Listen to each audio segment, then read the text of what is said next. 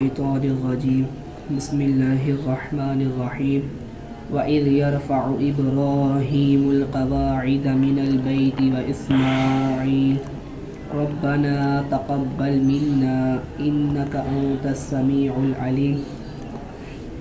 اور جب اٹھاتا تھا ابراہیم اس گھر کی بنیادیں اور اسماعیل یہ کہتے ہوئے اے ہمارے رب تو قبول فرما ہم سے، بے شک تو ہی سننے والا اور جاننے والا ہے۔ ربنا وجعلنا مسلمین لک ومن ذریتنا امۃ مسلمۃ لک وارنا مناسکنا وتب علینا انک انت التواب الرحیم۔ اے ہمارے رب ہمیں بنا دے فرما بردار اپنا اور ہمارے اولاد میں سے ایک امت تیری فرما بردار، اور ہمیں دکھا عبادت کے طریقے اور ہم سے قبول فرما، بے شک تو ہی بہت توبہ قبول کرنے والا مہربان۔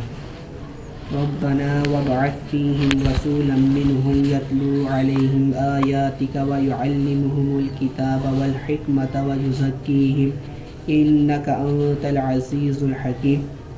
اے ہمارے رب اور بھیج ان میں سے ایک رسول انہی میں سے جو تیری آیتیں پڑھے تلاوت ہمارے ان پر اور سکھائے کتاب اور پختہ علم دے اور انہیں ستھرا کر دے، بے شک تو ہی غالب حکمت والا ہے۔ وَمَن يَرْغَبُ عَن مِّلَّةِ إِبْرَاهِيمَ إِلَّا مَن سَفِهَ نَفْسَهُ وَلَقَدِ اصْطَفَيْنَاهُ فِي الدُّنْيَا وَإِنَّهُ فِي الْآخِرَةِ لَمِنَ الصَّالِحِينَ۔ اور ابراہیم کے دین سے کون منہ پھیرے سوائے اس کے جو دل کا احمق ہے، اور ہم نے اسے دنیا میں چن لیا اور بے شک وہ آخرت میں نیکوکار ہے۔ اعوذ باللہ من الشیطان الرجیم۔ وعہدنا الی ابراہیم واسماعیل ان طہرا بیتی للطائفین والعاکفین والرکع السجود۔ اور ہم نے ابراہیم و اسماعیل کو حکم دیا کہ وہ میرے گھر کو ستھرا کریں، کس سے؟ من الاوثان، بتوں سے، طواف کرنے والے، اعتکاف کرنے والے یعنی اس میں ٹھہرنے والے، اور رکوع سجود یعنی نماز پڑھنے والوں کے لیے ستھرا کریں۔ اللہ اکبر کبیرہ۔ اللہ جل وعلا نے جب اپنے گھر کو ستھرا کرنے کی بات آئی تو فرمایا ابراہیم اسماعیل اس کو ستھرا کرو۔ تو جب اپنے محبوب کے گھر والوں کی بات آئی تو اللہ پاک نے ارادہ فرما لیا کہ اللہ پاک ان سے ہر قسم کی ناپاکی کو دور رکھے، ہر قسم کی ناپاکی سے دور رکھے۔ وجہ کیا ہے؟ یہ میرے محبوب کی ہیں، تو محبوب سے جس کی نسبت ہو جائے اس کے مقام اس سے دیا جاتا ہے اور اس کو شان زیادہ دی جاتی ہے، اس کو مقام عطا فرمایا جاتا ہے۔ یہ جو اللہ پاک نے ان کو پاک رکھنے کا ارادہ فرما لیا ہے، یہ اس لیے کہ نبی کے گھر والے ہیں، رسول اکرم صلی اللہ علیہ وسلم کی نسبت کی وجہ سے۔ یہاں تھا کہ بت تھے تو پاک کیا۔ اب یہ سوال نہ کسی کے ذہن میں آ جاؤ کہ اعتراض اٹھ جائے یا کوئی غلط مفہوم لے لے کہ نعوذ باللہ من اہل بیت اطہار، جن میں ازواج مطہرات بھی ہیں اور سیدہ طیبہ طاہرہ حضرت علی شیر خدا کرم اللہ وجہ کریم بھی ہیں، امامین حسنین کریمین بھی ہیں، آپ کی باقی صاحبزادیاں بھی ہیں، اور اس کے علاوہ حضرت سلمان بھی ہیں، تو جو اعزازی ہیں تو وہ نعوذ باللہ من ذالک پہلے وہ ناپاک تھے تو پھر انہیں پاک رکھا، یعنی دور رکھنے کا ارادہ ہے کہ انہیں یہ ناپاکی نہ لگے، گناہ کی آلودگی نہ لگے، گناہ کی آلودگی نہ لگے، تو اس سے اللہ نے ان کو دور رکھنے کا ارادہ فرما لیا انہیں۔ چلیں والرکع سجود، تو یہاں جو آیا کہ میرے گھر کو، یہاں تو کعبۃ اللہ ہے کہ کعبۃ اللہ کو اس سے گندگی سے کیا کیا جائے؟ پاک رکھا جائے۔ یہ عام حکم عام ہوگا اللہ کے ہر گھر کا، اللہ پاک کے یعنی کعبۃ، صرف یہ نہیں کہ کعبۃ اللہ وہ تو بت گئے اور اس کے اندر جو گندگی وغیرہ ہے یا ایسی چیز اس سے اسے ستھرا کریں، اسے ستھرا کریں. تو یہ باقی مساجد کا بھی حکم ہوگا کہ انہیں بھی کیا کیا جائے، پاک رکھا جائے، ستھرا رکھا جائے اور پاکیزہ رکھا جائے. کن کے لیے؟ اعتکاف کرنے والے، رکوع سجود کرنے والوں کے لیے. کوئی نمازی آتے ہیں تو پہلے اللہ کے گھر کو صاف ستھرا کریں، صاف. وَإِذْ قَالَ إِبْرَاهِيمُ رَبِّ اجْعَلْ هَٰذَا بَلَدًا آمِنًا وَارْزُقْ أَهْلَهُ مِنَ الثَّمَرَاتِ مَنْ آمَنَ مِنْهُمْ بِاللَّهِ وَالْيَوْمِ الْآخِرِ. اور یاد کریں جب ابراہیم علیہ السلام نے کہا ربی اے مالک اجعل تو بنا دے ہادا یعنی المکانہ، یہ اشارے لائے ہیں کہ ہاد المکانہ تو اس جگہ کو، اس بلدن آمینن امن والا شہر بنا دے، اس جگہ کو آمینن یعنی ذا امنین، ذا یہ عبارت لائے محذوف، آمینن ذا امنین امن والا. آپ کو کیا امن والا آپ نے کیسے ترجمہ کرے آمینن کا؟ تو یہ ذا امنین، ذا یہاں ذا محذوف تو امن والا بنا دے. وقد اجاب اللہ دعا، تو اللہ تحقیق اللہ تعالیٰ نے ان کی دعا کو قبول فرما لیا. فجعلہ حرما، تو اسے حرم بنا دیا. نبی کی دعا دیکھیں، انہوں نے دعا کی، اللہ نے بتایا جو میرے ہاں قبول ہو جاتے ہیں تو ہم ان کو یوں شرف عطا فرماتے ہیں، اور جن کی ہمارے ہاں عزت ہوتی ہے، وجاہت ہوتا ہے، وہ ہم سے مانگتے ہیں، ہم انہیں عطا فرما دیتے ہیں. اب حرم شریف دعائے ابراہیمی کی وجہ سے ملا ہے، حرم بنا ہے.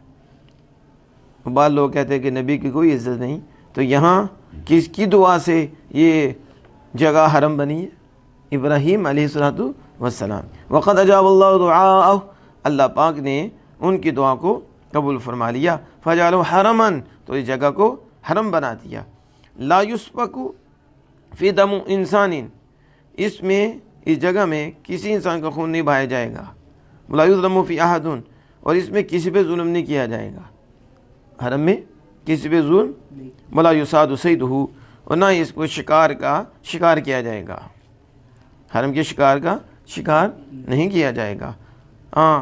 اور ولا یقتلا خلاہ، اور اس کی گھاس کو بھی نہیں اکھاڑا جائے گا.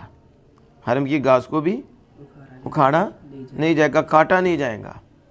یقتلا خلاہ وارزق اہلہ من الثمرات، اور اس کے رہنے والوں کو طرح طرح کے پھل دے.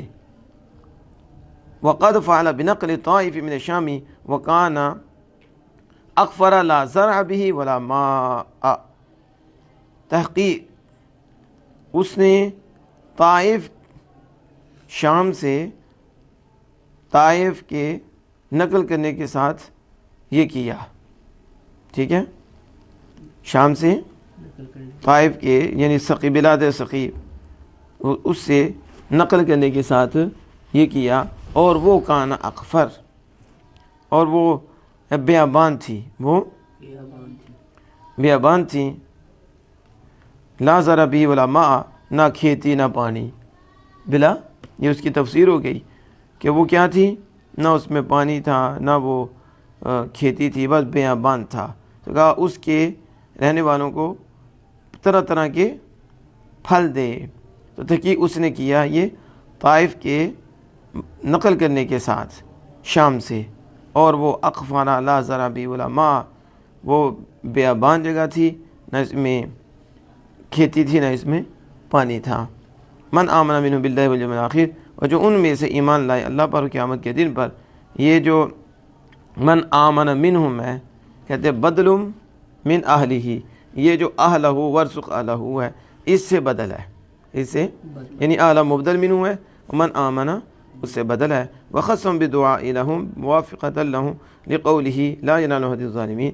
تو ابراہیم علیہ السلام نے ان کو دعا کے ساتھ خاص کر لیا، ان کو خاص کیا، اس کے رہنے والوں کو، یعنی یہ بیت اس کو رزق دے طرح طرح کے. ساروں کو کیوں نہیں کہا، خاص کیا ان کو؟ تو کہتے ہیں بدعاء لہم، ان کے لیے دعا کے ساتھ انہیں خاص کیا ہے. موافقۃ لہم لقولہ، اللہ تعالیٰ کی قول کی موافقت کرنے کی وجہ سے. لا ینال عہد الظالمین، میرا ظالموں کو نہیں پہنچتا.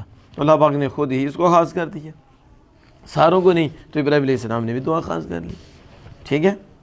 قال تعالیٰ، تو اللہ تعالیٰ نے فرمایا وارزق من کفر ومتعہ، ابراہیم ورزقو میں دوں گا، یہاں واحد متکلم ہوگا، وہاں تو ارزق تو نہ تو دے دعا کی، یہاں ورزقو ابراہیم میں دوں گا، من اسے کافر جس نے کفر کیا اسے بھی رزق دوں گا، فامتیو پھر اسے برتنے کو دوں گا، بالتشدید و تخفیف، یعنی فامتیو فامتعوہ دونوں طرح، میں اسے برتنے کو دوں گا، پھر دنیا میں رزق کے ساتھ، تو میں بھی اسے فائدہ دوں گا دنیا میں رزق کے ساتھ، قلیلاً تھوڑا یعنی مدت حیاتہ اس کی زندگی کے عرصے تک اسے میں دوں گا، ثم اضطرہ الجئہ فی الآخرہ پھر میں اسے مجبور کروں گا، یعنی الجئہ فی الآخرہ میں اسے آخرت میں کیا کر دوں گا، مجبور کر دوں گا، الی عذاب النار آخرت میں جہنم کے عذاب کی طرف مجبور کروں، دنیا میں دوں گا پھر وہ جو کرے گا تو پھر آخرت میں اسے جہنم کی طرف مجبور کروں گا، فلا یجد عنہا محیصا پھر اس سے بچنے کی کوئی جگہ نہیں پائے گا، اس سے بچنے کی کوئی جگہ نہیں پائے گا، تو وبئس المصیر اور وہ بری پلٹنے کی جگہ ہے۔ اب یہاں آپ دیکھیں حاشیہ نمبر 9، 8، 9، 10 حاشیہ نمبر